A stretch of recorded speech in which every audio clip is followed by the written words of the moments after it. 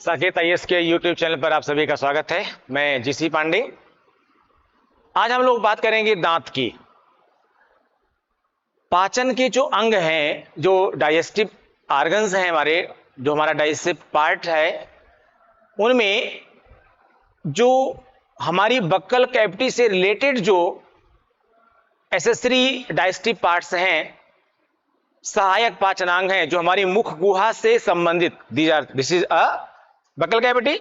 ये जो मुख गुहा है, बक्कल कैविटी है, इससे संबंधित जो सहायक पाचनांग हैं, उनमें मुख्य रूप से दांत आता है, जीभ आती है, टॉन्सिल्स आती हैं और लार ग्रंथियां आती हैं। तो इन मुख गुहा से संबंधित सहायक पाचनांगों में बक्कल कैविटी से रिलेटेड एसेसरी डाइजेस्टिव पार्ट्स में आज हम लेने जा रहे हैं टीथ, यानी दांत के बारे में बात करेंगे हम। दांत अगर पूरे हैं तो क्या कहते हैं इसको? 32। थोड़े कम हैं तो मामला गड़बड़ है, थोड़े ज्यादा हैं तो भी आपके मुंह का स्ट्रक्चर बदल सकता है। एक्चुअली अगर पाचन के सेंस में कहें तब तो हम ये कहेंगे कि दांत हमारे भोजन को चबाने, भोजन को पीसने के लिए उपयोग में आते हैं।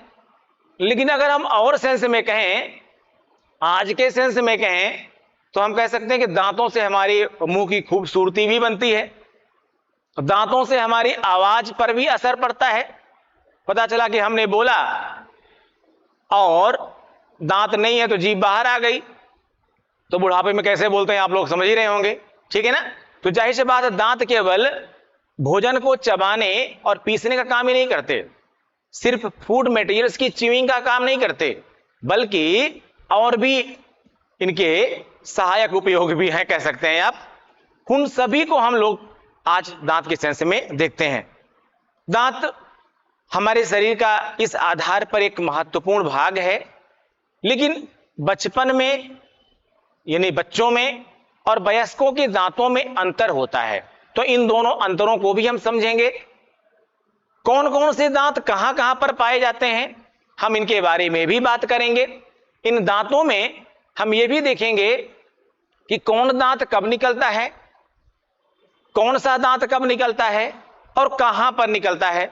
साथ ही हम यह भी देखेंगे कि जो दांत निकल रहे हैं वे गिर कब रहे हैं, यानी कब निकल रहे हैं तो कब गिर रहे हैं, कितने महीने में निकलते हैं कौन सा दांत, तो कितनी एज तक वो गिर जाते हैं। तो ये साथ में गिरना और उनका निकलना, ये दोनों साथ साथ हम बताएंगे आपको। दांत के कितने प्रकार हैं, क्योंकि अलग अलग प्रकार दांतों के हैं, तो अलग अलग दांतों के प्रकार भी हम देखेंगे, क्योंकि अलग अलग दांतों का अलग अलग कार्य है। इस आधार पर उनके प्रकारों को जानना बहुत जरूरी है। फिर दांत के भाग कितने होते हैं? दांत के भी भाग होते हैं भाई। एक भाग इसका शिखर होता है, जिसको हम क्राउन कहते हैं। बीच का भाग इसका ग्रीवा कहलाता है, नेक कहलाता है। और जो लास्ट पार्ट होता है उसको हम जड़ कहते हैं, यानी रूट कहते हैं। तो इसके भाग क्या हैं, इस पर भी हम लोग बात करेंगे। फिर दांत किसके बने होते हैं, दांत मजबूत क्यों होते हैं, दांत चमकीले क्यों होते हैं, और दांत घिसते क्यों नहीं इतने, और घिसने घिसने में पूरी उम्र गुजर जाती है, तो ऐसा क्यों होता है, हम इसके बारे में भी बात करते हैं। दांत इतनी मजबूती से जकड़े क्यों रहते हैं और दांत हिलने क्यों लगते हैं, और जब हिलने लगते हैं तो क्या कर सकते हैं, यहां बताएंगे आपको हम कि जब दांत हिलने लगते हैं तो इनका क्या हो सकता है। अब आप क्या कर सकते हैं, और दांतों संबंधित अन्य समस्याएं और क्या क्या हो सकती हैं। तो एक एक करके हम लोग शुरू करते हैं। इसमें आपको दांत से संबंधित पूरी सारी चीजें समझ में आ जाएंगी। पर याद रखिएगा, हम एग्जाम पॉइंट ऑफ व्यू से पढ़ रहे हैं, केवल फन के लिए नहीं पढ़ रहे हैं। तो ऐसे में इनसे सारे क्वेश्चंस भी आपके निकलने चाहिए। इससे बहुत सारे फैक्ट्स हैं, उनको आप लर्न करेंगे। हम आपको स्क्रीनशॉट लेने का मौका भी देंगे, बिकॉज आपने अगर और भी कुछ वीडियोस भी देखे होंगे तो भी आप ये पाएंगे कि उनमें बहुत सारे ऐसे फैक्ट हैं जो छोड़ दिए गए हैं और वो एग्जाम में पूछे गए हैं। तो इंपॉर्टेंट थिंग ये है कि कई जगह आप उसको पढ़े नहीं हैं, और या आपने कई वीडियोस देखा उसमें आपने इसको पाया नहीं है, जबकि वो क्वेश्चंस पूछे गए हैं और कई बार रिपीट भी किए गए हैं और लैंग्वेज बदल बदल करके पूछे गए हैं। जाहिर सी बात है, इस फैक्ट को आपको लर्न करना होगा, क्योंकि अगर एग्जाम क्वालिफाई करना है तो जो फैक्चुअल चीजें हैं उनको आपको मिस नहीं करनी है। तो लेट्स स्टार्ट। दांत थोड़ा सा बना हुआ है आपके सामने, ठीक है, थोड़ा सा बना हुआ है। सामान्य तौर पर अगर आप समझना चाहें इसी में तो आप ये देख सकते हैं कि ये क्या है, सॉकेट है। ये क्या है, सॉकेट।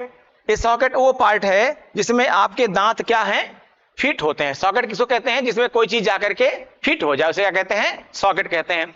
तो जिसमें दांत फिट होता है, देखिए दांत हैं आपके और ये दांत इसमें फिट हो रहे हैं, किसमें, ये सॉकेट है, इसी में दांत क्या होता है, फिट होता है। अच्छा, जैसा दांत का आकार वैसा ही उसका सॉकेट, तभी तो फिट होगा, नहीं तो हिलने लगेगा ना।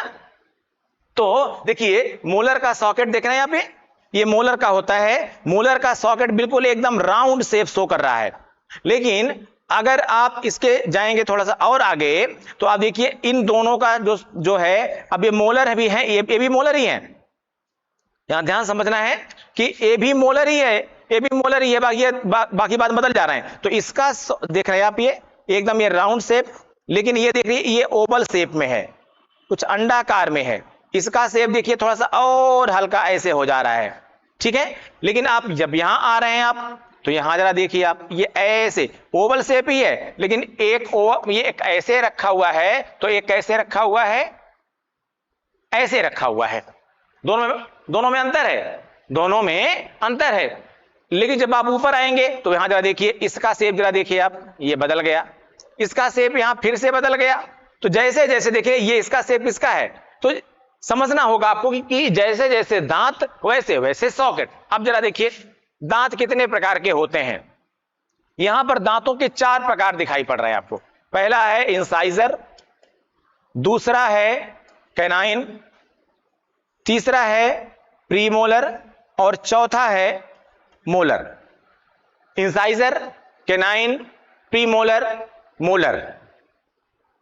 इंसाइजर रट लेना है, कहीं इंसाइजर बोल सकते हैं, इंसीजर बोल सकते हैं, कैनाइन बोल सकते हैं, कैनाइन बोल सकते हैं, प्रीमोलर्स हैं और मोलर्स हैं। इनके हिंदी नाम भी हैं, हम वो भी आपको बता रहे हैं, ठीक है। लेकिन सबसे पहले आप आइए, अब टॉपिक को हम जरा देखते हैं एक तरफ से। तो सबसे पहले दांतों के प्रकार को जरा देखें हम। इसमें जरा देखिए आप पिक्चर को, दांत कितने प्रकार के होते हैं। दांत यहां पर दिया हुआ है, 4 प्रकार के होते हैं। कितने प्रकार के दांत, कितने प्रकार के हैं बच्चों, 4 प्रकार के होते हैं। इसका स्क्रीनशॉट लीजिए आप, इसका स्क्रीनशॉट लीजिए और इसको रट लीजिए कि दांत कितने प्रकार के होते हैं। दांत आपके 4 प्रकार के हैं। पहला है इंसाइजर, दूसरा है कैनाइन, तीसरा है प्रीमोलर और चौथा है मोलर। अब अगर आप इनको देखेंगे तो इंसाइजर को क्या बोलते हैं, कृंतक। यहां ध्यान से देखिए, इंसाइजर को क्या बोलते हैं, कृंतक। जो कैनाइन है इसे क्या बोलते हैं हिंदी में, रदनक। प्रीमोलर को बोलते हैं प्रचर्वण और मोलर को बोलते हैं चर्वण। जिसमें आप कंफर्ट हो उनको आप याद करें। लेकिन हम आपसे यह कहेंगे जो इंग्लिश मीडियम वाले हैं वो केवल इंग्लिश में ही याद करें, लेकिन हिंदी वाले हिंदी के साथ साथ इंग्लिश में भी जरूर याद करेंगे। क्योंकि कई बार ऐसा होता है एग्जाम में कि इसी को एज अ नाउन, इंसाइजर को इसे हिंदी में लिख दिया जाएगा, इंसाइजर। अब लिखा तो है हिंदी में, लेकिन ये है कौन सा, इंग्लिश नेम है। आपने इसको याद नहीं किया तो फिर आप फंस जाएंगे। इसलिए बहुत जरूरी है कि आप क्या करें, हिंदी के साथ साथ इंग्लिश भी याद करें। हिंदी मीडियम वाले, इंग्लिश मीडियम वालों का काम चल जाएगा केवल इंग्लिश में याद करने से, ठीक है। बट आप जिसमें कंफर्ट हो वो आप याद करिए। Incisor, canine, premolar, molar. दांत 4 प्रकार के हैं, incisor, canine, premolar, molar. Incisor, canine, premolar, molar. Hindi में कृंतक, रदनक, प्रचर्वण, चर्वण। कृंतक, रदनक, प्रचर्वण, चर्वण। दांत 4 प्रकार के। अब इसमें कौन कौन कहां से हैं वो मैंने अभी इससे पहले आपको बताया कि सबसे फ्रंट वाले कौन से हैं, इंसाइजर। जो ठीक एकदम सामने है ये कौन सा है, ये वाला, ये इंसाइजर। दूसरा कौन सा है, कैनाइन। तीसरा क्या है, प्रीमोलर। चौथा क्या है, मोलर। अगर आपको थोड़ी प्रॉब्लम हो रही है तो यहां पर हम इस कलर से भी देख लेते थोड़ा सा।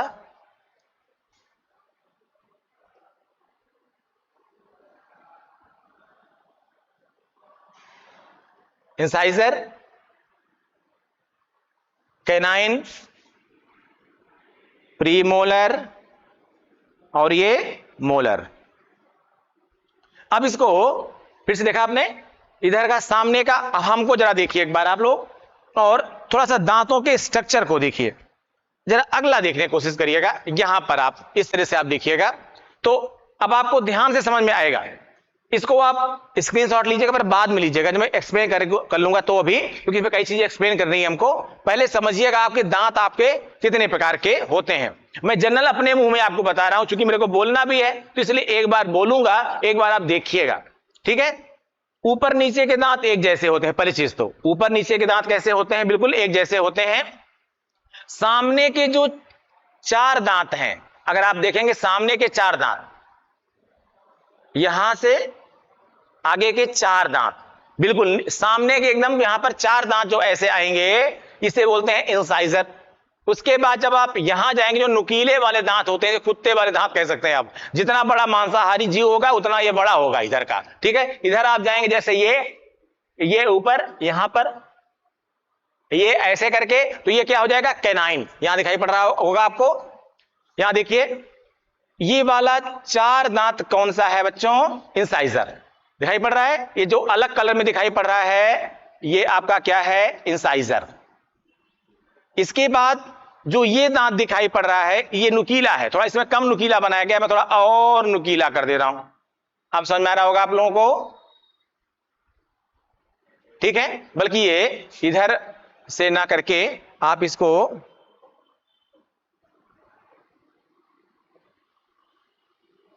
ऐसे देखिए, बाहर थोड़ा देखिए, ये ऐसे करके देखिए, क्योंकि इधर ही नुकीला होता है, ठीक है। तो ये क्या है, ये कैनाइन जो यहां पर है, ये कैनाइन हो गया। तो ये इंसाइजर हो गए, और ये वाले क्या हो गए, ये जो देख रहे हैं आप यहां पर, ये दोनों क्या हो गए, कैनाइन हो गए, ठीक है। इसके बाद जो आप यहां दांत देख रहे हैं, ये क्या है, क्योंकि ये बेबी टीथ का है, इसलिए आपको पूरे नहीं दिखाई पड़ेंगे, ठीक है, पूरे नहीं दिखाई पड़ेंगे। ये जो दोनों देख रहे हैं आप, ये मोलर हैं। ये जो दोनों देख रहे हैं आप, ये क्या है, मोलर, ठीक है। ये मोलर हैं, क्योंकि बच्चों में प्री मोलर नहीं होते हैं। कई जगह डेंटल फार्मूला में आपसे गलती हो जाएगी, ये ध्यान देना जरूरी है आपको। अभी डेंटल फार्मूला बताऊंगा आपको, दंत सूत्र बताऊंगा, वहां पर बिल्कुल क्लियर होगा एकदम कि बच्चों के दांत में प्री मोलर नहीं होते हैं। देखने से लगता है कि प्री मोलर है, मोलर बाद में आएगा, नहीं, एक्चुअली वो मोलर होता है, बच्चों का जबड़ा छोटा होता है, समझ में नहीं आता है। जब बच्चे बड़े हो जाते हैं तो वो मोलर पीछे चला जाता है और मोलर निकलते हैं, लेकिन जो 2-2 हैं, बाद में ये 3-3 हो जाते हैं, बाद में ये 3-3 हो जाते हैं, और साथ में प्री मोलर भी आने लगता है, 2-2 प्री मोलर बढ़ने लगते हैं। इसलिए याद रखना है कि बच्चों में प्री मोलर नहीं होते हैं, बल्कि केवल मोलर होते हैं, ठीक है। तो ये क्या है, मोलर। अब इसी को जरा आगे आप देख लीजिए, वयस्कों में, एडल्ट में देखेंगे तो आप देख रहे होंगे यहां पर, अगर आप एडल्ट में देखेंगे तो आप यहां पाएंगे ये क्या है, दोनों, ये दोनों आगे प्री मोलर दिखाई पड़ रहा होगा आप लोगों को जरूर, ये प्री मोलर है। और ये जो दिखाई पड़ रहा है आपको, ये 3 दांत, ये क्या हो गए, ये मोलर हो गए। ये क्या हो गया, कैनाइन। ये क्या हो गया, इंसाइजर। इंसाइजर, ये क्या हो गया, कैनाइन। क्लियर हो गया। 4 दांत ये इधर के इंसाइजर, ये वाला दांत जिस पर मैं फिर से बना रहा हूं यहां पर,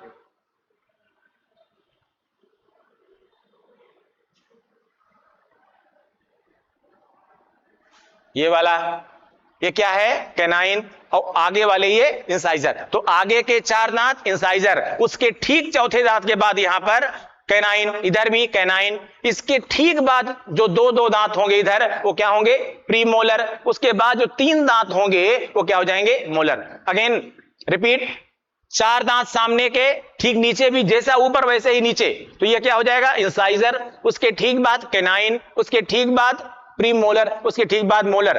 आगे के 4 दांत इंसाइजर, उसके बाद कैनाइन, 4 इंसाइजर, तो यहां पर एक कैनाइन, एक यहां पर कैनाइन। इसके बाद 2 प्री मोलर, 2 क्या हो जाएंगे, प्री मोलर, और उसके बाद फिर 3 क्या हो जाएंगे, मोलर।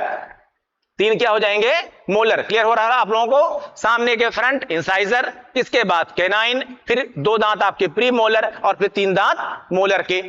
ये आपके एडल्ट में होता है, वयस्कों में होता है। अब आप समझ गए होंगे दांत 4 प्रकार के हैं। फ्रंट के इंसाइजर, इसके बाद साइड के कैनाइन, फिर इसके बाद प्रीमोलर और फिर इसके बाद मोलर। अब इनके सबके अलग अलग काम हैं। एक भोजन को काटने का काम करता है, तो एक छीलने फाड़ने का काम करता है, एक थोड़ा जो है क्रैक करता है, स्मॉल स्मॉल पीसेज में करता है। तो एकदम जो लास्ट वाले मोलर होते हैं वो उसको एकदम चटनी बना देते हैं, एकदम उसको पीस देते हैं। ठीक है, एकदम उसको सॉफ्ट कर देते हैं, एकदम गीला जैसा बन जाता है। क्योंकि चबाना अलग होता है और पीसना अलग होता है, तोड़ना अलग होता है, चीरना फाड़ना अलग होता है, सबके काम अपने हैं। अब जरा आइए, यहां जो मैंने बताया, ये जो हम आपको बता रहे हैं ये क्या है? ये बेबी टीथ है। ये क्या है? Baby teeth. सॉरी, ये क्या है? बेबी टीथ है।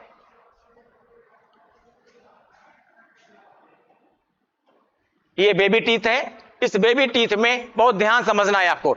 बच्चों में सबसे पहले जो दांत निकलता है वो कौन सा निकलता है? आप यहां देखिए, सबसे पहले आपको दिखाई पड़ेगा, देखिए यहां पर सबसे पहले दांत कौन सा दिखाई निकल रहा है आपको?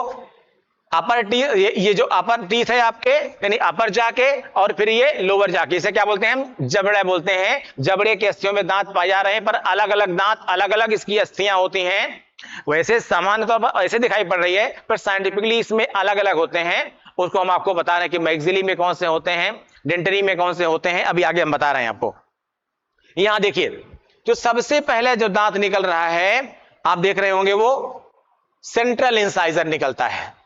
ठीक है, कौन सा निकलता है? सेंट्रल इंसाइजर दिखाई पड़ रहा है। कब निकलता है? 8 से 12 महीने में के अंदर ये निकल जाता है।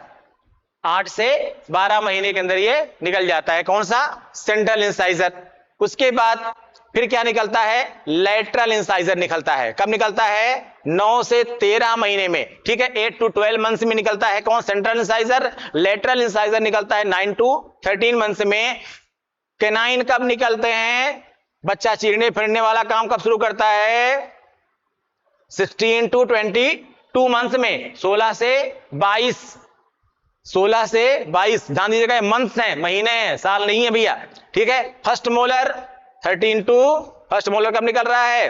दिखाई पड़ रहा होगा आप लोगों को, कब निकल रहा है? 13 से 19 महीने में। और सेकेंड मोलर कब निकल रहे हैं? 25 to 33 मंथ्स में। ये बहुत ध्यान देने की जरूरत है कि केवल मोलर होता है बच्चों में, केवल मोलर होता है बच्चों में, प्री मोलर नहीं होता है। जैसे यहां है एग्जैक्ट वहीं पर यहां है, एग्जैक्ट वहीं पर यहां है। बस अंतर क्या है कि वो ऊपर का जबड़ा है और ये नीचे का जबड़ा है। और जो डेंटल फार्मूला है वो भी इसी हिसाब से लिखा जाता है, आगे हम देखते हैं। यहां देखिए, यहां फर्स्ट मोलर था, वही यहां पर क्या आ गया? Second molar. तो सेकंड मोलर की भी टाइमिंग आपको दी हुई है पूरा। तो फर्स्ट मोलर कब निकलता है और सेकंड मोलर, फर्स्ट मोलर कब निकल रहा है? दिखाई पड़ रहा है 13 से 19 महीने में। लेकिन सबसे पहले क्या निकलेगा? इंसाइजर। दोनों देखा, बच्चों को देखा होगा, सबसे पहले ऊपर के दांत निकलते हैं, यहां पर 2 बड़े तगड़े तगड़े से होते हैं। कभी कभार बच्चे क्या करते हैं? उंगली घुसा दिए, दबा लेते हैं। आपको लगता है बच्चा है, छोटा है, सॉफ्ट है, पर कभी कभी कट भी जाती है उंगली। बड़े शार्प होते हैं बच्चों के दांत, तो कभी ट्राई मत करिएगा। ठीक है, यहां देख रहे हैं आप। अब आप इसका स्क्रीनशॉट लीजिए, अब इसका स्क्रीनशॉट लीजिए। इसमें यह भी ध्यान दीजिएगा कि हमने इसमें यह भी बताया है कि कब, जैसे मान लीजिए ये दांत निकल रहा है, तो अपर टीथ में ये दांत इतने महीने में निकल रहा है, तो कितने साल में ये खत्म होगा, कितने साल में गिर जाएगा। जैसे आप देख रहे हैं कि पहला जो दांत निकल रहा है वो 8 से 12 महीने में निकल जा रहा है। कौन सा? Central incisor. तो गिरेगा सबसे पहले वही ना, जो सबसे पहले निकला है, गिरेगा सबसे पहले वही ना। कब गिर रहा है? 6 से 7 साल के में वो गिरना भी शुरू हो जाएगा। इसी तरह से जो लैटरल इंसाइजर है वो कब निकल रहा है? 9 से 13 महीने में। तो 7 से 8 साल में क्या होगा? देख रहे हैं आप यहां पर ये गिरना भी शुरू हो जाएगा। क्या करेगा ये? यहां पर ये 6 से 7 में ये गिरेगा, 7 से 8 में ये गिरेगा। जो 16 से 22 महीने में निकल रहा है, 16वें महीने या 22वें महीने तक निकल रहा है, 16वें से 22वें महीने के बीच में निकल रहा है, ये 10 से 12 साल में गिर जाएगा। जो 13वें से 19 में निकल रहा है वो 9 से 11 साल में गिर जाएगा। जो सेकंड मोलर का देख रहे हैं 25 से 33 महीने के बीच में निकल रहा है वो 10 से 12 साल में गिर जाएगा। अभी पूरा आपके सामने चार्ट है, इस पूरे का आप स्क्रीनशॉट ले सकते हैं, जिसमें बच्चा कहीं भी आपको भूले नहीं। इसी तरह से अपर जा का लिखा है, ये लोअर जा का भी लिखा हुआ है। कितने दांत के बारे में बताया गया है आपको? कुल 20 दांत के बारे में बताया गया है, क्योंकि बच्चों में कितने दांत होते हैं? बच्चों में केवल 20 दांत होते हैं। बच्चों में केवल 20 दांत होते हैं बस। कैसे होते हैं? इसी तरह से ठीक इसके बाद आपको हम बता रहे हैं एडल्ट्स के बारे में।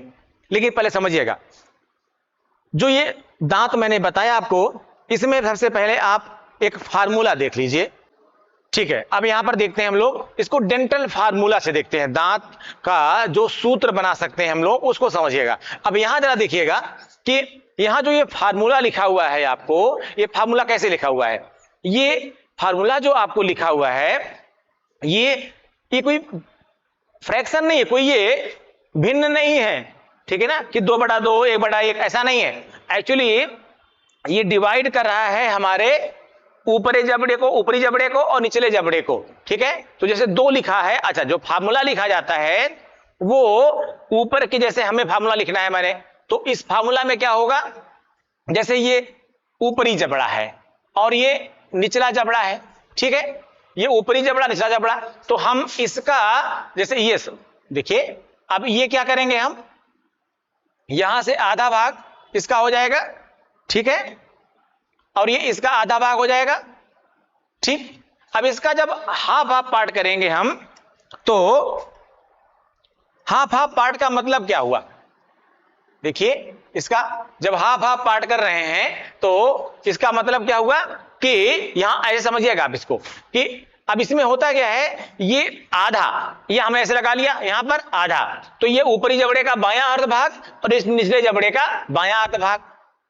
ऊपरी जबड़े का बायां अर्ध भाग, तो इसका क्या हो जाएगा? बायां अर्ध भाग। अब इसको ऐसे थोड़ा समझिए,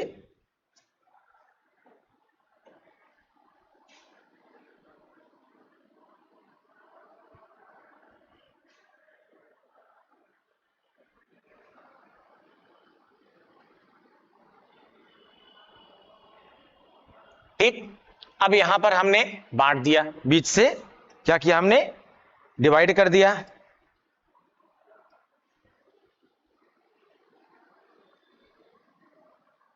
ठीक है, डिवाइड कर दिया। अब यहीं पर देखिए आप कि ये जो फार्मूला लिखा हुआ है, ये पूरा ये हाफ पार्ट का लिखा हुआ है। ये जो फार्मूला लिखा हुआ है, ये केवल इसका लिखा हुआ है, ठीक है ना। और इन दोनों को जो हमने वाइड से किया, इसी को हम इंटू 2 कर देते हैं, तो जो रिजल्ट होता है वो आ जाता है। या आप यहां समझ लीजिए इसको, ये ऐसे लिखा हुआ है, ये इसका फार्मूला लिखा हुआ है, इसको इंटू 2 कर देते हैं तो एग्जैक्ट दूसरे का आ जाता है। यानी हमने जो फार्मूला लिखा हुआ है वो इस जबड़े को हमने 2 भागों में बांट दिया, यहीं से हमने 2 भागों में बांट दिया। ये क्या हो गया? बाएं जबड़े का आधा भाग, ये बाएं जबड़े का आधा भाग, तो ये ऊपरी जबड़े का बायां अर्ध भाग और ये निचले जबड़े का बायां अर्ध भाग। अब इसी तरीके से ये क्या हो जाएगा? तो फार्मूला हमने आधे का लिखा, जैसे इंसाइजर कितने हैं? 4, इंसाइजर कितने हैं? 4, तो ये कितना लिखा गया? 2। यहां भी कितना हो जाएगा? 2। कैनाइन कितने हैं? 2। यहां कितना लिखा है? 1। देखिए, इंसाइजर 2, कैनाइन 1। प्री मोलर बच्चों में होते ही नहीं है मोलर, यानी यहां पर, तो फिर 2, 1 3, और फिर प्री मोलर है नहीं, सीधे मोलर आ गए थे, क्या हो जाएगा? 5, 3 2 5। अब क्या हो जाएगा? 2/2। देखिए, 2 1 3 2 5, 2/2 हो गया। कितना हो जाएगा? 2 1 3 2 5, तो कितना हो जाएगा यहां पर? 5/5, ठीक है। अब 5/5 इंटू 2, ठीक है, तो क्या हो जाएगा? देखिए, 10 इसमें आ जाएगा और 10 इसमें आ जाएगा, अल्टीमेटली 10 इंटू 2 हो जाएगा, तो कितना आ जाएगा? 20। तो बच्चों में कितने दांत होते हैं? 20 दांत। ये फार्मूला आप लोग समझ लीजिएगा। ये जो फार्मूला लिखा है, ये फिर से बता रहा हूं आपको मैं, जबड़े के अपर जा और लोअर जा, इसमें इसके हाफ पार्ट का फार्मूला लिखा है। ये क्या है? अपर जा का लेफ्ट पार्ट, ये लोअर जा का लेफ्ट पार्ट। ठीक है, इसमें पूरे जा में 4 इंसाइजर है, तो हाफ में कितने होंगे? 2। पूरे जा में 2 कैनाइन है, तो हाफ में कितने होंगे? 1। पूरे जा में 4 मोलर हैं बच्चों में, तो कितने हो जाएंगे? इधर 2 इंटू 2 कर देंगे, कितना हो जाएगा? एग्जैक्ट हो जाएगा। बस वही हो रहा है कि ऊपर के यहां पर 2 1 3 2 5, नीचे भी 2 1 3 2 5, कितना हो जाएगा? 5/5। तो इंटू 2 कितना आ गया? 10 इंटू 2 कितना हो जाएगा? 20। यह है फार्मूला। इसका आप लोग स्क्रीनशॉट ले लीजिए और एकदम इसको लर्न कर लीजिएगा। बहुत जरूरी है, इसको याद कर लीजिएगा, स्पेशली राजस्थान पीसीएस और बिहार पीसीएस वाले।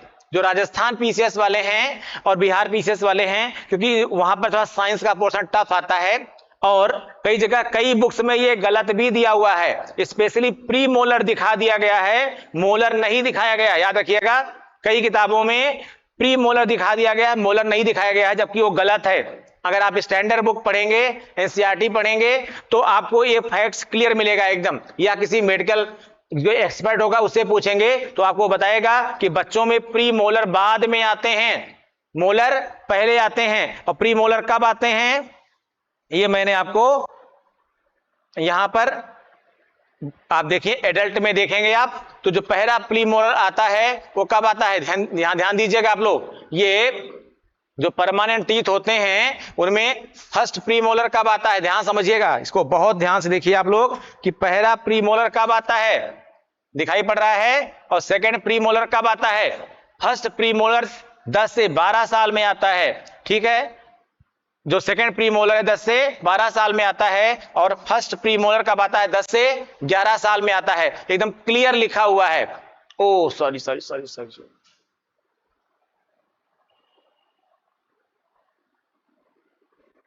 ठीक है,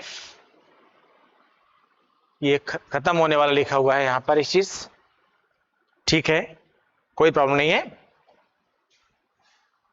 ऐसे देखिए, अब ये भी टीथ हो गया, इधर टूथ इधर हो गया, इधर ये हो गया। ठीक है, तो प्री मोलर जो है मैंने दिखाया आपको कि ये जो है, ये जो प्री मोलर है,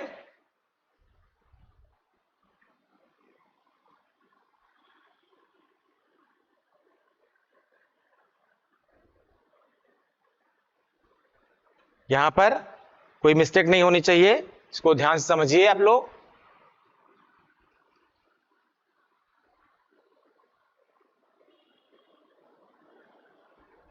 आप देख रहे हैं इस चार्ट को, ध्यान से देखिएगा इस चार्ट को। इस चार्ट में कहीं पर भी प्री मोलर बेबी में नहीं दिखेगा आपको, कहीं पर भी। आप देख रहे हैं कहीं पर, पूरे को पढ़ लीजिए एक बार आप, और इसके शॉट आपने पहले लिया है इसका, तो आप देख लीजिए कहीं पर भी आपको प्री में कहीं पर भी प्री मोलर नहीं मिलेगा। लेकिन जब आप जाएंगे किसमें? परमानेंट टीथ में जाएंगे आप। जब आप परमानेंट टीथ में जाएंगे तो आपको क्या मिलेगा? मोलर मिलेगा। कब मिलेगा मोलर? आप देखिए, तो जब परमानेंट टीथ में आप जाएंगे तो आपको क्या मिलेगा?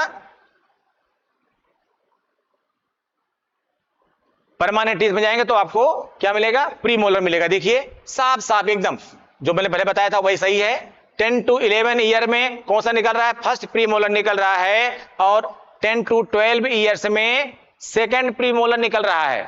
ठीक है, देख रहे हैं आप, एकदम एकदम क्लियर हमने बताया है आपको कि कौन सा दांत कब निकलता है। इसको अभी आप, ये क्या है?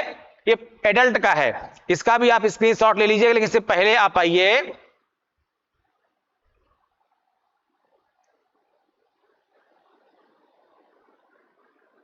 बेबी का हो गया, अब ये एडल्ट में, एडल्ट का भी आप स्क्रीनशॉट ले लीजिए पहले एक बार, एडल्ट का स्क्रीनशॉट ले लीजिए। इसमें बिल्कुल क्लियर दिया हुआ कि कब ये निकलते हैं और ठीक है किस एज में निकल रहे हैं, ईयर्स के अकॉर्डिंग दिया गया है आपका।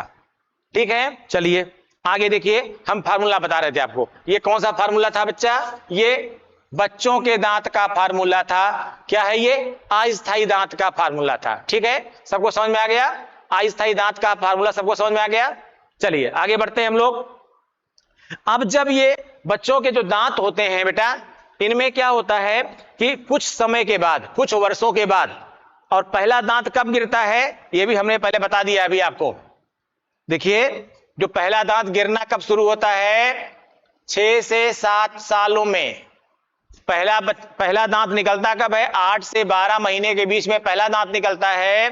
तो पहला दांत गिरेगा भी कब, 6 से 7 साल के बीच में पहले दांत गिरने लगते हैं। और यहां ये भी ध्यान दीजिएगा, अगर इतने समय तक दांत ना गिरने लगे बच्चों के तो इनको डॉक्टर को भी दिखाना चाहिए। अगर डॉक्टर को नहीं दिखाएंगे, नहीं निकलवाएंगे उस दांत को, तो उसकी जगह पर दूसरा नया दांत निकलना शुरू हो जाएगा और फिर दांत आपके टेढ़े मेढ़े हो सकते हैं। ठीक है, तो आइए अब आगे देखिए आप, ये बच्चों के दांत का फार्मूला। अब ये वयस्कों के दांत के फार्मूले से पहले यहां बता रहे थे आपको हम कि जो बच्चों के दांत होते हैं उनके, इसको हम क्या कहते हैं, क्षीर दंत कहते हैं। इन क्षीर दंतों में गोर्द जमा होती है। क्या बोलते हैं इसको, गोर्द। इंग्लिश में क्या बोलते हैं, पल्प कहते हैं। ये जो पल्प जमा होती है, ये पल्प कुछ समय बाद क्या होती है, खत्म हो जाती है। इसी से जो है दांतों को पूरा न्यूट्रिशन मिलता है। मैं इसके जो फैक्ट्स हैं उनको लास्ट में डिस्कस करूंगा और उसका भी आपको स्क्रीनशॉट दूंगा। ठीक है, आप दूर बैठे भी उनको अच्छी तरीके से याद कर सकते हैं। तो ये पल्प जो है इसी से न्यूट्रिशन मिलता है, और जब ये पल्प समाप्त हो जाती है तो बच्चों को यानी दांतों को क्या होता है, उनकी जड़ों को पोषण मिलना बंद हो जाता है, रूट्स को न्यूट्रिशन मिलना बंद हो जाता है, और उसमें पाई जाती हैं ऑस्टियोक्लास्ट कोशिकाएं। क्या पाई जाती हैं, हिंदी में कहते हैं अस्थिभंजक कोशिकाएं। ये अस्थिभंजक कोशिकाएं क्या करती हैं, इस फल जो है दांतों की जड़ों को समाप्त कर देती हैं, रूट खत्म कर देती हैं, और एट लास्ट क्या होता है, ये दांत गिर जाते हैं। ठीक है, इसका आप लोग स्क्रीनशॉट ले लीजिए, स्क्रीनशॉट ले लीजिए पूरे के बच्चों के दांत का। इसको हम अस्थायी दंत कहते हैं, क्षीर दंत कहते हैं। ठीक है, बच्चों का दांत है ये, इसका फार्मूला बताया मैंने आपको। और क्या होता है, यही गोर्द समाप्त हो जाती है और जड़ों को अस्थिभंजक कोशिकाएं यानी ऑस्टियोक्लास्ट खत्म कर देती हैं और ये दांत गिर जाते हैं। चलिए अब इसके बाद क्या होगा, आप लोगों के दांत आएंगे। आप लोगों के दांत कितने हैं भैया, आप लोगों के दांत में 32 है।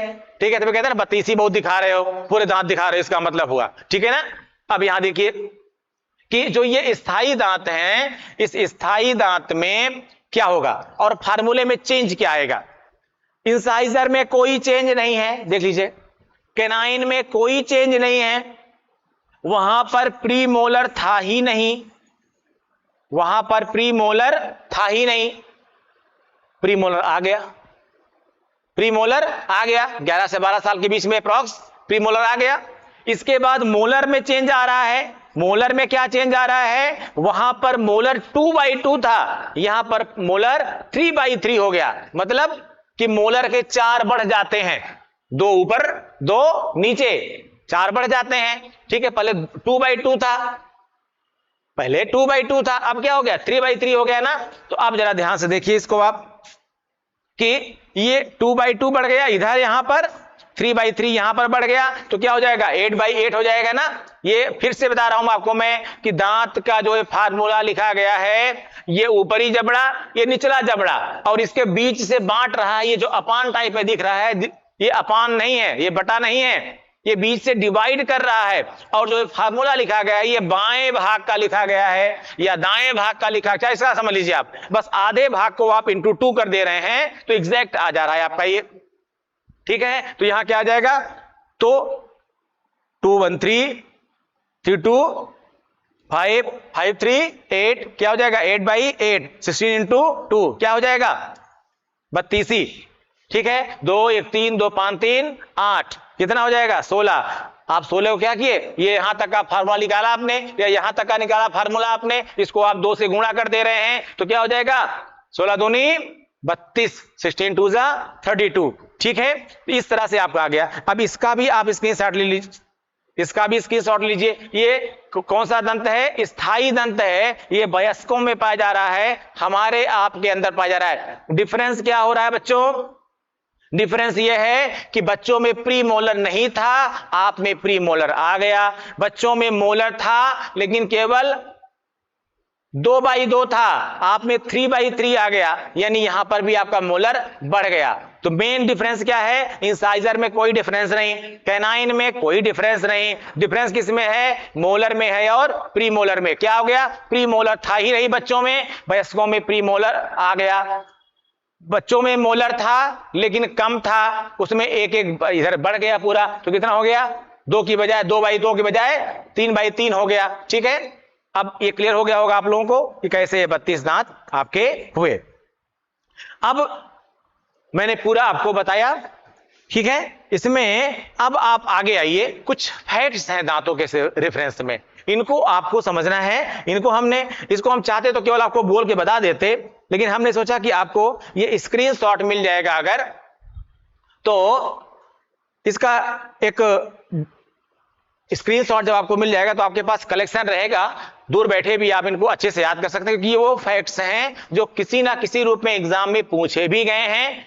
जाहिर सी बात है आगे भी आपके लिए इंपॉर्टेंट है और आपको जानना भी चाहिए, इन जनरल सेंस में भी आपको जानना चाहिए। क्या?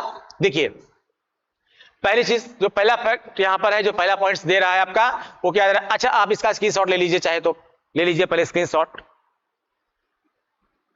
ठीक, चलिए आगे देखिए। अब मनुष्य में प्रत्येक दांत, पहली चीज तो जबड़े की किसी ना किसी अस्थि में होते हैं, जबड़े की किसी ना किसी अस्थि में होते हैं, किसी ना किसी अस्थि में होते हैं, कोई ना कोई अस्थि इनके साथ जरूर होती है, ठीक है ना।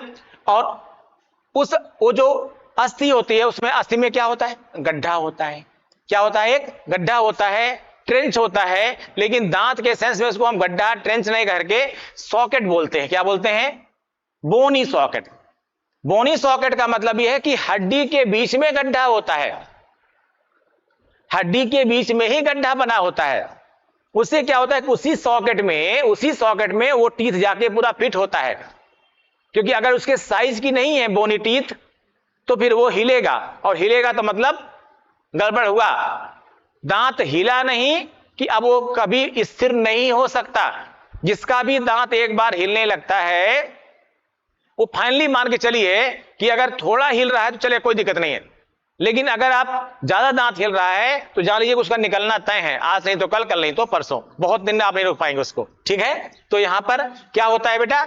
दांत जो होता है वो जबड़े की किसी एक हड्डी के गहरे गड्ढे में, उसको क्या बोलते हैं इसमें? बोनी सॉकेट में स्थित होता है। गड्ढे पर हड्डी में तिरछे व घने तंतु, लिगामेंट्स को आपको हम पहले बता चुके हैं। लिगामेंट्स वो है जो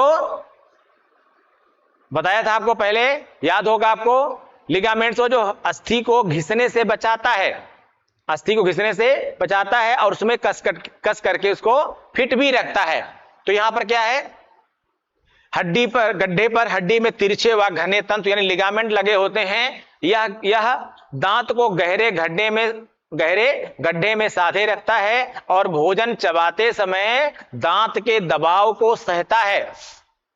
जब आप भोजन को चबाते हैं तो आपका भाई प्रेशर पड़ता है, जब दो दांत आपस में टकराएंगे तो क्या होगा? दबाव बनेगा। उस दबाव को आपने ऐसे चबाया, भाई इसको आपने ऐसे दबाया, तो यहां पर इस पर तो दबाव बन ही रहा है, जितना दबाव आप इस पर बना रहे हैं ऐसे करके, ऐसे दबाव बना रहे हैं, तो इसके इस साइड और इस साइड भी दांत पे प्रेशर पड़ेगा ना ऊपर, और जब ऊपर प्रेशर पड़ेगा तो दांत अगर मांस में रहेगा तो प्रॉब्लम नहीं हो जाएगी। और अगर चूंकि अस्थि के सॉकेट में फिट हो रहा है, बोनी सॉकेट फिट हो रहा है, तो अगर लिगामेंट नहीं होगा तो क्या होगा? उसका रूट घिसने लगेगी उसकी, और रूट घिसने लगेगी तो दांत हिलने लगेगा, और यही है जो बुढ़ापे में प्रॉब्लम शुरू हो जाती है। ठीक है, कुछ दबा दिया तो पता चला कि दांत हिल गया, लिगामेंट चूई कटने लगता है बुढ़ापे तक धीरे धीरे।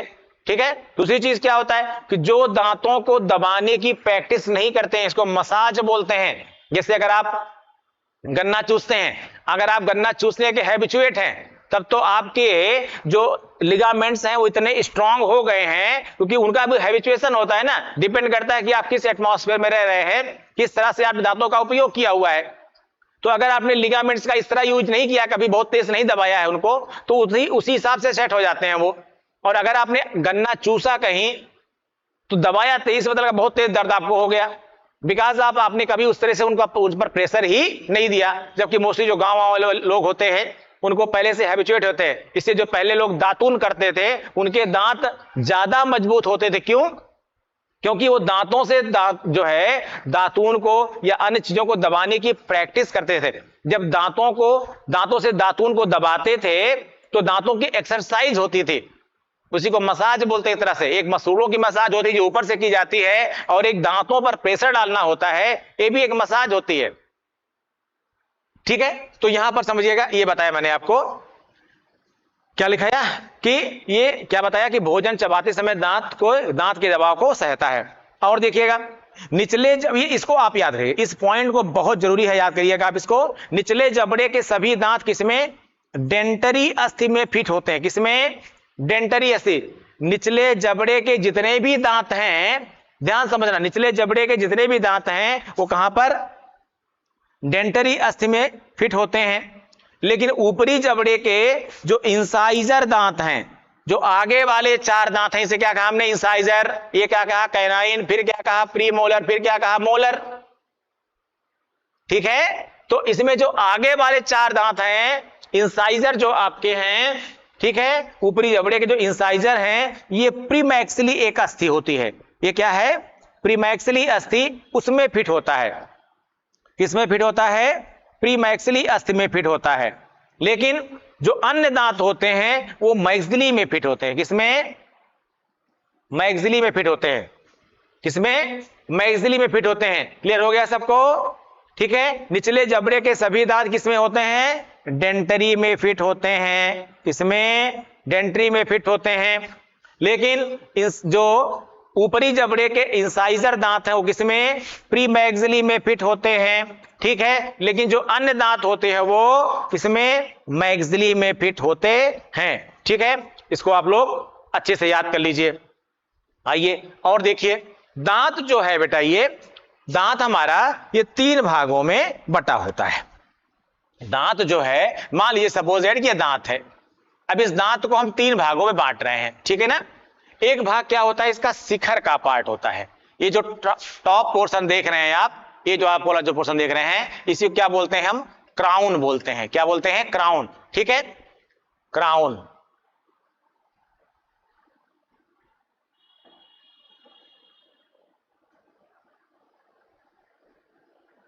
क्या बोलते हैं? क्राउन। जो बीच का पार्ट होता है इसको हम बोलते हैं नेक। ठीक है, और जो ये अंदर का पार्ट है, ये जो अंदर का पार्ट है, इसी को क्या बोलते हैं हम? रूट। ठीक है, क्या बोलते हैं? रूट। तो दांत 3 भागों में बटा होता है। एक होता है कौन सा पार्ट? शिखर का पार्ट। दूसरा होता है नेक का पार्ट, यानी ग्रीवा का पार्ट, बीच का पार्ट। और लास्ट पार्ट क्या होता है? जड़ का भाग होता है। तो पहला भाग शिखर का भाग, दूसरा ग्रीवा का भाग, और तीसरा क्या होता है? ये शिखर का भाग, ये ग्रीवा का भाग, और ये जड़ का भाग। क्लियर हो गया? अब देखिए, तो 3 भाग दांत के हो गए।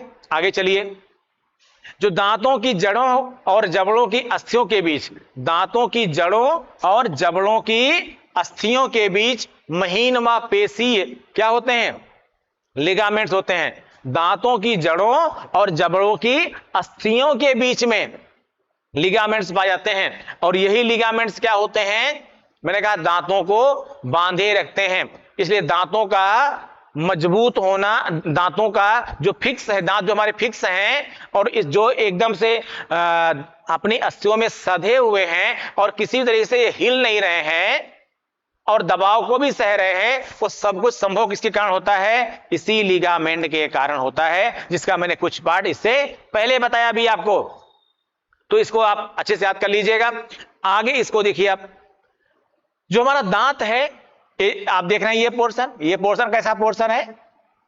शिखर का पोर्शन है, हेड का पोर्शन आगे वाला पोर्शन है ये। इस हेड वाले पोर्शन में बच्चों बहुत ध्यान से समझना इसको, इस पर सफेद एवं चमकीला पदार्थ पाया जाता है। उसको क्या बोलते हैं? इनेमल। देख रहे हैं आप, ये क्या बोलते हैं इसको हम? इनेमल। फिर से बता रहा हूं एक बार इसको मैं, आपके दांत के एकदम ऊपरी भाग पर जो सबसे चमकीला भाग होता है, ऊपरी भाग हेड का जो पार्ट है, क्राउन का जो पार्ट है, उस पर सफेद और चमकीला पदार्थ पाया जाता है, उसको बोलते हैं इनेमल। और ये जो इनेमल है ये शरीर का आपके सबसे मजबूत हिस्सा होता है, का मोटा आवरण होता है संपूर्ण शरीर में, या सबसे कठोर पदार्थ, इसको क्या कहते हैं? Hardest material. क्या कहा जाता है इसको? Hardest material. हार्डेस्ट मटेरियल सबसे कठोर पदार्थ होता है। और ये किसका बना होता है? क्वेश्चन पूछा गया है किसका बना होता है? ये मुख्य रूप से कैल्शियम फॉस्फेट और कैल्शियम कार्बोनेट का बना होता है। इसमें और भी चीजें पाई जाती हैं, बट किसका बना होता है? कैल्शियम फॉस्फेट और कैल्शियम कार्बोनेट का बना होता है। ठीक है, लेकिन दांत में केवल कैल्शियम कार्बोनेट, कैल्शियम फॉस्फेट ही नहीं है। ध्यान दीजिएगा, जो ऊपर का भाग है वो तो किसका है?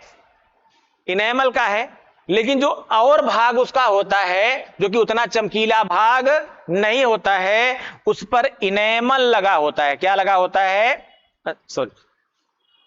सॉरी, ये इनेमल नहीं लगा होता है इस पर इनेमल के स्थान पर सीमेंटम लगा होता है। क्या लगा होता है? इनेमल के स्थान पर सीमेंटम लगा होता है। और सब में क्या होता है? इनेमल होता है, यहां क्या लगा होता है? सीमेंटम होता है। और सीमेंटम क्या है? इसका भी आप लोग चाहें तो स्क्रीनशॉट ले लीजिए, समझ गए होंगे आप लोग, इसका स्क्रीनशॉट ले लीजिए। मैं एक बार पूरे बोर्ड को क्लियर कर दे रहा हूं, एक बार आप ले लीजिए इसका स्क्रीनशॉट आप लोग। चलिए आगे बढ़ते हैं। फिर यहां पर सीमेंटम क्या है?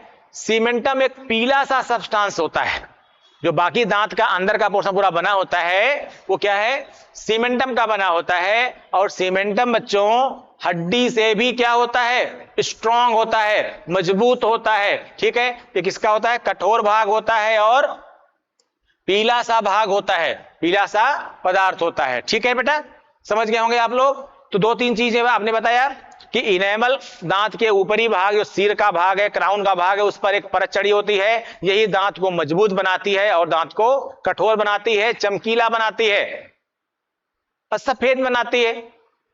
लेकिन बाकी भाग में क्या होता है? सीमेंटम पाया जाता है। सीमेंटम पीला सा भाग होता है, ये भी बहुत मजबूत होता है, लेकिन यानी हड्डी से भी ज्यादा मजबूत होता है, लेकिन इसका रंग पीला होता है। लेकिन यहां ध्यान देने की बात है कि जो इनेमल है वो बना किसका होता है? कैल्शियम, मुख्य रूप से कैल्शियम कार्बोनेट और कैल्शियम फॉस्फेट का बना होता है। अब जब आपकी एज बढ़ती जाती है तो एज बढ़ने के साथ साथ दांत घिसते जाते हैं। अब अगर केवल अस्थि होती तो कितना जल्दी घिस सकता था ये, लेकिन धीरे धीरे घिसता है। जब धीरे धीरे दांत का ये इनेमल का पोर्शन घिसने लगता है, तो मैंने इससे पहले बताया था कि कभी कभी आपकी जो अंदर की नर्व्स हैं, ब्लड वेसल्स है, वो भी उभर के ऊपर आ जाती हैं। ब्लैक ब्लैक लाइनिंग, अगर ऐसा आ करके देखेंगे आप तो ब्लैक ब्लैक लाइनिंग दिखाई पड़ेगी आपको। जहां ब्लैक लाइनिंग मिलेगी वहीं पर किसी स्टील की चीज से ऐसे ठक से मारेंगे आप तो बहुत तेज से आपको सेंसिटिविटी लगेगी। उन्हीं के कारण से सेंसिटिविटी बन जाती है। इसलिए दांतों को घिसना नहीं चाहिए और सही पेस्ट का भी यूज करना चाहिए। जब आपका ओल्ड एज होती है तो धीरे धीरे क्या होते हैं? दांत आपके घिसते जाते हैं। ठीक है ना? और क्या होता है? इसमें लगातार कार्य करते रहने से दांत घिसते रहते हैं। दांत के पूर्ण विकसित हो जाने पर आयु बढ़ने के साथ साथ इसमें एक कोशिकाएं होती हैं, बहुत इंपॉर्टेंट हैं, उनको कहते हैं ओडोंटोब्लास्ट। क्या बोलते हैं? ओडोंटोब्लास्ट कोशिकाएं। ये धीरे धीरे एज बढ़ने के साथ साथ न्यूट्रलाइज हो जाती हैं, निष्क्रिय हो जाती हैं। और होता क्या है? जो गोर्द गुहा है, पल्प कैविटी है, बताया था अभी आपको, इसी पल्प से ही क्या मिलता है? दांतों को पोषण मिलता है, न्यूट्रिशन मिलता है। तो ये गोर्द गुहा क्या होती है? इस गोर्द गुहा का जो छिद्र है, पोर है, वो सिकुड़ करके क्या होता है? छोटा हो जाता है। ठीक है, सिकुड़ करके छोटा हो जाता है और एज बढ़ने पर धीरे धीरे धीरे धीरे बंद हो जाता है। और अल्टीमेटली क्या होता है? इसीलिए वृद्धावस्था तक आते आते धीरे धीरे एक एक करके आपके दांत जो है वो गिरने लगते हैं। क्या बताया मैंने आपको कि जब दांत पूर्ण रूप से विकसित, दांत परिचित तो क्या है? दांत घिसते हैं। जैसे जैसे एज बढ़ेगी दांत आपस में टकराते हैं तो धीरे धीरे घिसते रहते हैं। और लेकिन बहुत स्ट्रांग होता है। अगर आप इनेमल के पार्ट पर अगर आप किसी लोहे से मार दे, चिंगारी तक निकल जाएगी। लेकिन दांत नहीं टूटेगा। हाँ, इतना नहीं कि पता लगा बहुत भारी चीज से मार दीजिए, अगर हल्की चीज से मारेंगे तो चिंगारी नहीं कर सकती है, लेकिन दांत टूटेगा नहीं। ठीक है, तो लेकिन जब पूरी तरह से विकसित हो जाता है दांत, अपनी मेच्योर स्टेज में आ जाता है, तो मेच्योर स्टेज के आने के बाद इसमें धीरे धीरे क्या होता है, जो ओडोंटोक्लास्ट कोशिकाएं होती हैं, ओडोंटोब्लास्ट कोशिकाएं जो कि उसको हेल्दी रखती हैं, ये धीरे धीरे खत्म हो जाती हैं। और क्या हो जाता है, जो पल्प कैविटी होती है, इसी पल्प से बताया मैंने आपको पोषण मिलता है दांतों को, ये पल्प कैविटी जो होती है उसी से पल्प निकलता है। जब धीरे धीरे उम्र बढ़ने के साथ साथ इस पल्प कैविटी का जो छेद होता है वो छोटा होता जाता है। पहले छेद बड़ा है, छेद क्या हो जाएगा, छोटा होता चला जाएगा। जब छेद छोटा होता जाता है तो धीरे धीरे आकर के ऐसे चिपक जाता है छेद, और एकदम उसका छेद ऐसे बंद हो जाता है। जब बंद हो जाता है तो पल्प निकलना भी धीरे धीरे बंद हो जाता है, और जब पल्प निकलना बंद हो जाता है तो क्या हो जाता है, जैसे ही पल्प निकलना बंद हो जाता है, दांतों को पोषण मिलना बंद हो जाता है। दांतों को पोषण मिलना बंद हो गया और धीरे धीरे दांत क्या होते हैं, टूटने लगते हैं, कमजोर होने लगते हैं, और एक एक करके धीरे धीरे गिरने लगते हैं। इसका भी आप लोग स्क्रीनशॉट ले लीजिए, इसका भी स्क्रीनशॉट ले लीजिए आप लोग। ठीक है, तो ये था दांत। एक बार रिवीजन करिएगा पूरे का आप लोग, जहां प्रॉब्लम होगी आगे हम लोग इसको फिर आगे की वीडियोस में हम लोग देखें। अगर कुछ छूट गया होगा तो आगे की वीडियोस में हम फिर देखेंगे। Thank you.